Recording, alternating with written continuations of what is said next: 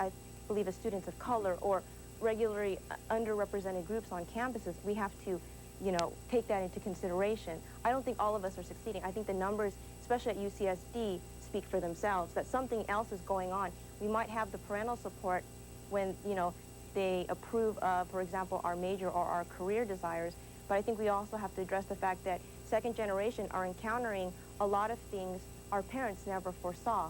Like I think I alluded to before about racism on campuses. Or, yeah, I mean, I do not deny that some of the problem in school is not even, you know, unique for Filipinos.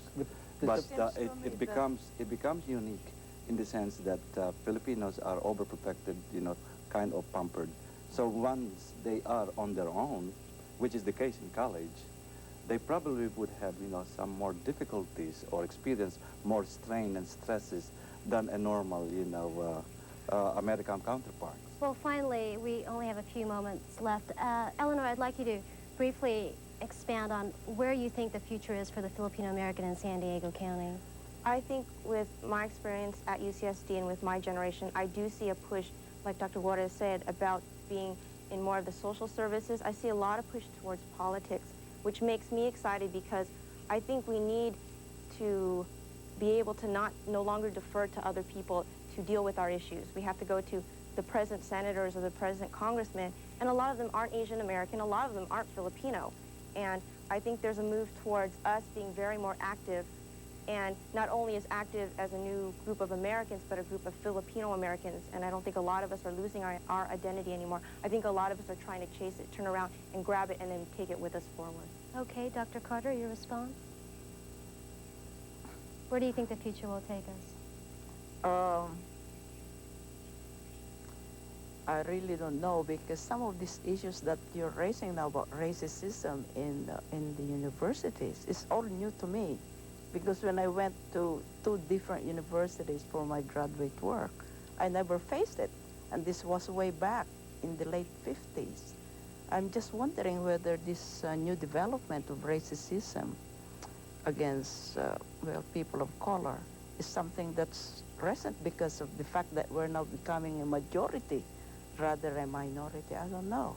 But it seems strange that I'm hearing this, because I have to think of my experience that I've never faced racial prejudice in a place in the South. I went to school, and I was the only non-white. Dr. Juarez? I would say that the prospect is good, but well, currently, like any progress, you know, the Filipino community in San Diego are also in the transition, and therefore, you know, experiencing some pains, you know, in going, you know, towards, you know, achievement. But these are reflected in many ways.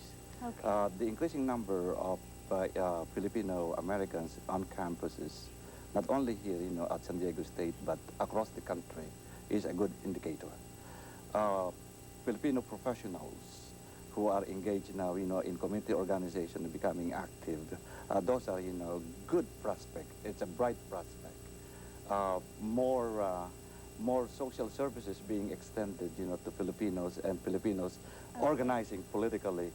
Those are good indications, Right. you know, of a bright future. Okay, well, we're out of time. Thank you so much.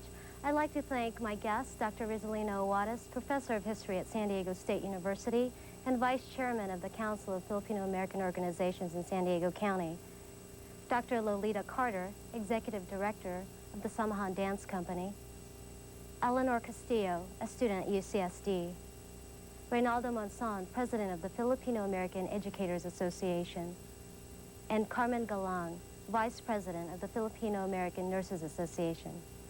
And thank all of you for joining us tonight with tonight's program.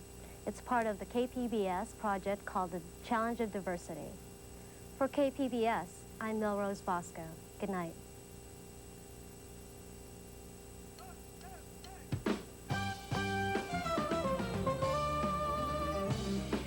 We hope you've enjoyed In No One's Shadow. It repeats Sunday afternoon at 1. Stay with us now for Tom's War on KPBS Television.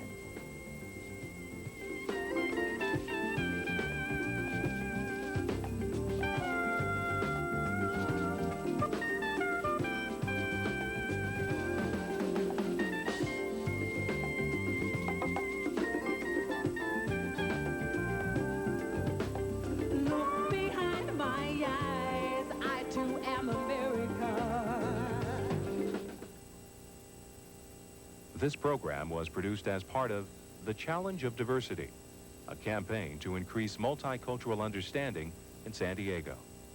We hope you've If you enjoyed.